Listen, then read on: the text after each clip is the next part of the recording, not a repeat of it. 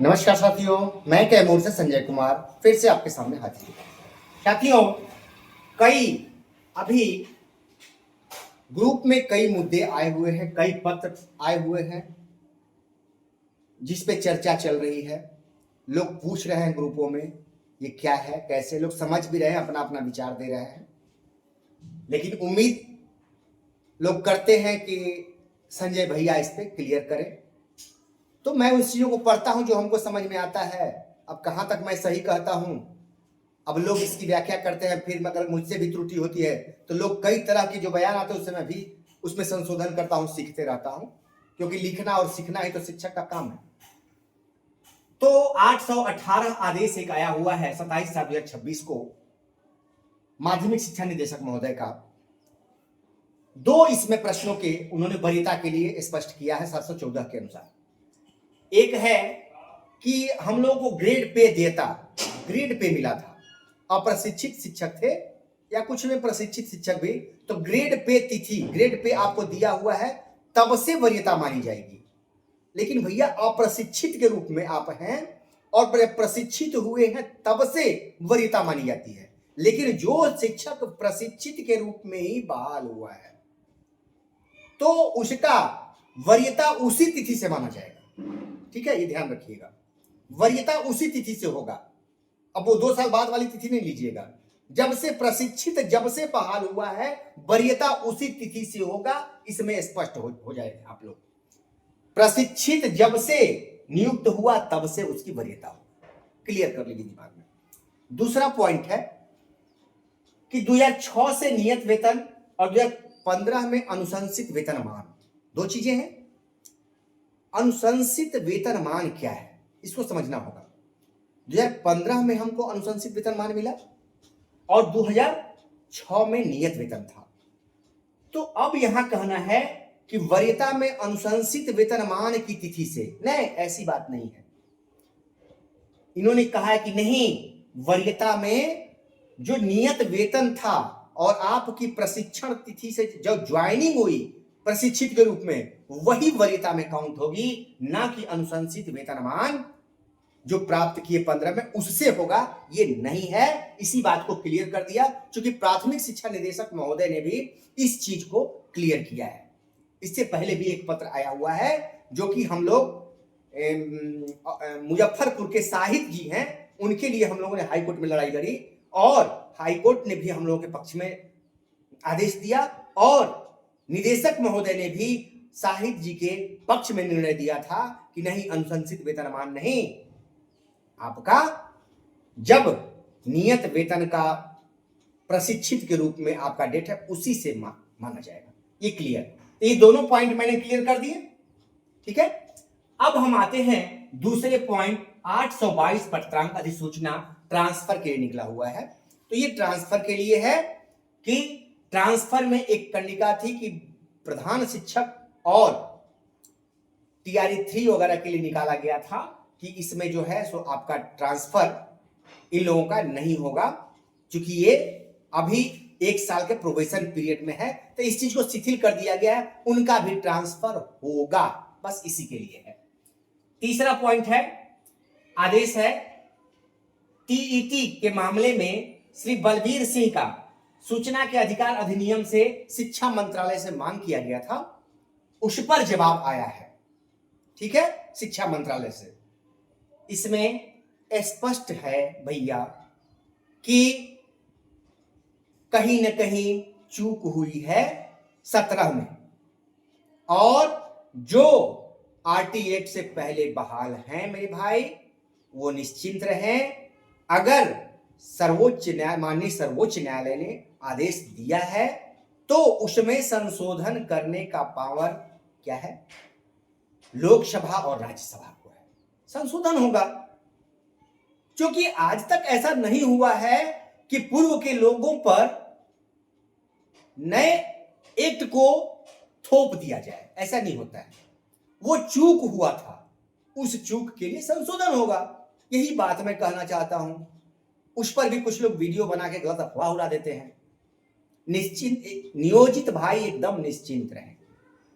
हाँ, कुछ चीजें हैं कि एक चीज अभी संशय है कि आरटी एक्ट 23 अगस्त 2010 में जो आया है उसके बाद वालों पर सरकार निर्णय ले, क्या करेगी उस पर निर्णय लेना है। 10 से पहले वाले पर कोई संशय नहीं है, 10 के बाद वाले पे सरकार क्या निर्णय लेती है वो हम लोग आगे देखेंगे। क्योंकि सरकार जब तक नोटिफिकेशन नहीं निकालती है तब तक हम लोग क्यों चिल्लाएं, समझ रहे बात को, हम लोग उसके लिए क्यों चिल्लाएं।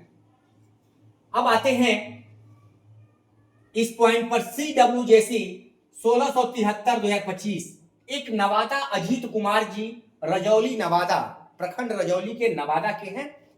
अगर वो इस वीडियो को देखेंगे तो थोड़ा हमको फोन जरूर करेंगे, रिक्वेस्ट है कि वो हमसे फोन करेंगे, क्योंकि उनके केस में 6391 मेरा ही केस नंबर है, जिसका प्रमाण दिया गया है माननीय न्यायालय द्वारा। और इन लोगों ने जो सूचना मांगा था तो डीओ साहब को आदेश हुआ था इन लोगों के प्रमोशन के लिए, 4 लोग हैं, चारों के प्रमोशन का आदेश हुआ था, लेकिन वो आदेश का पालन अभी तक नहीं किए। और वो निदेशक महोदय से इस पर मार्गदर्शन मांगे, उनको भेज दिए हैं कि इस पर आगे क्या करना है, निदेशक महोदय निर्णय लें कि इसमें हम क्या करें। तो ये उनके पास गया है, तो क्या इसमें वो लोग अवमानना किए हैं या नहीं किए हैं। चूंकि 6391 मेरा ही केस है जो गले की हड्डी बना हुआ है और इतना बढ़िया आदेश है कि ये हमको लगता है कि 15 केसों में इसका 6391 मेरे केस का जिक्र हो चुका है। क्योंकि इसमें स्पष्ट है कि जिस तिथि को, प्रशिक्षण तिथि को 8 साल पूरा हुआ है, उसी तिथि से स्नातक का पद और आर्थिक लाभ दोनों देना होगा। यही मेरी लड़ाई है। तो उसके लिए जो पद हैं, आधा पद भरना है हमारे प्रमोशन से, उस पद को भी खत्म न कर दिया जाए, उसकी लड़ाई हम लोग लड़ रहे हैं।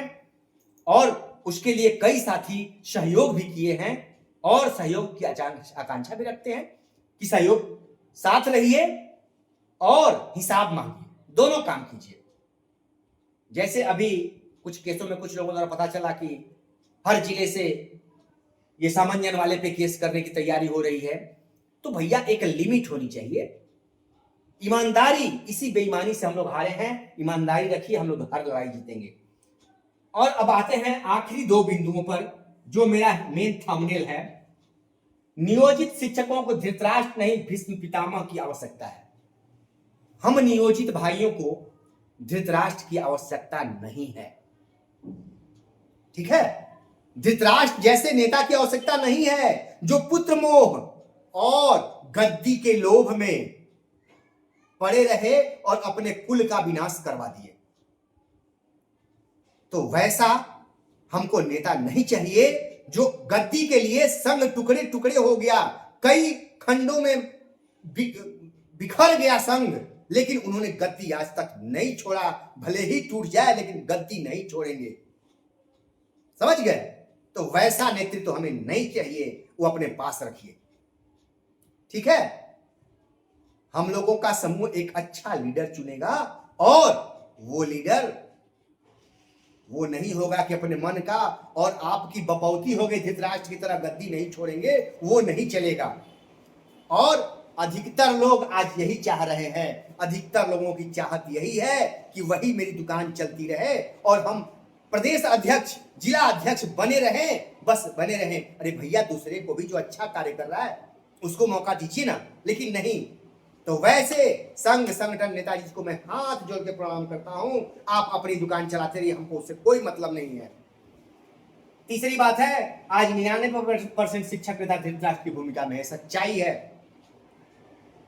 कई संघ हैं, आप देख रहे हैं, संघ बहुत है, लेकिन संघ टूट के बिखरते गए, संघ का कई टुकड़ा होते गया, नया नया नाम होते गया, लेकिन एक संघ से दूसरा, लेकिन उसके नेता आज तक वही बने हुए जो स्टार्ट हुआ था, और वही जो कि आज कई पार्टियों में हो रहा है। आप देख भी रहे हैं कि एक परिवार, एक व्यक्ति की पार्टी बन के रह गई है, जिसके चलते आज ये दशा है,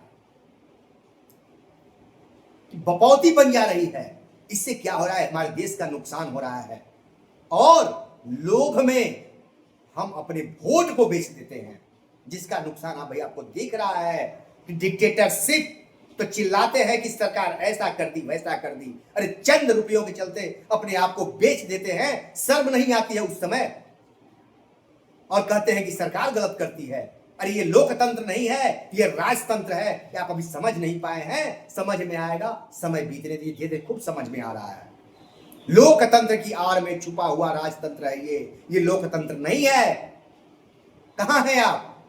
बस अंतर था कि एक राजा का परिवार हुआ था, आज भारत में कई राजवाड़े, 543 राजवाड़े हो चुके हैं। समझ रहे हैं मेरी बात को?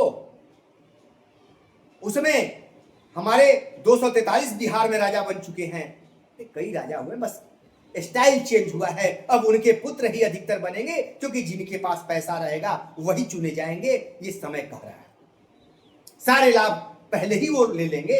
आप गरीब तो गरीब ही रहेगा, और उसी तरह से वो पीछे ही लाइन में खड़े रहेगा। जैसा कल था वैसा आज भी रहेगा। 1% 2% गरीब वहां तक पहुंचते हैं, बाकी 98% वही लोग राजा की गद्दी पर बैठते हैं, उनकी औलाद बैठती है। ये सच्चाई है, आप आंख खोल के देख लीजिए। नहीं समझते हैं तो फिर आगे खुद समझ में आएगा। नमस्कार, फिर मिलेंगे।